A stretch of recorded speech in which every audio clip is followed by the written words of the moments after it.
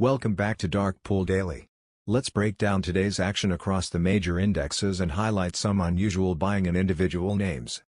Starting with SPY, we saw heavy dark pool activity clustering around the $648 to $649 levels, with nearly $1.2 billion in premium just at $649.08 alone.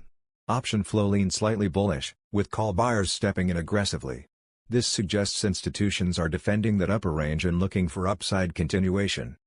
Moving to QQQ, big prints came in at $575 to $580, including a massive $518 million block at $575.44 and another at $580.50 for $467 million. The option flow here was more balanced, but calls still edged out puts in terms of premium, hinting at cautious but positive sentiment in tech.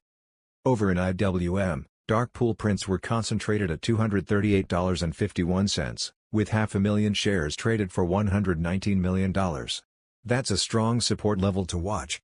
Option flow was mixed, but the presence of that large block shows institutions are willing to park money in small caps at these levels. Now for our new feature, unusual buying in single stocks outside the indexes. 3 names stood out today.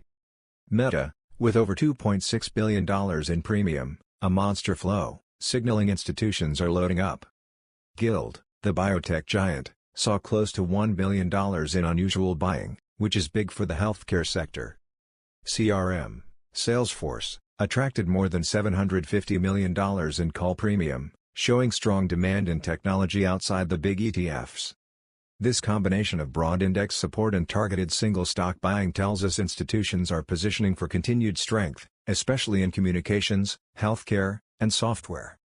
That wraps up today's analysis. If you want me to dig into specific names and give you dark pool levels, drop a ticker in the comments and I'll cover it in the next video.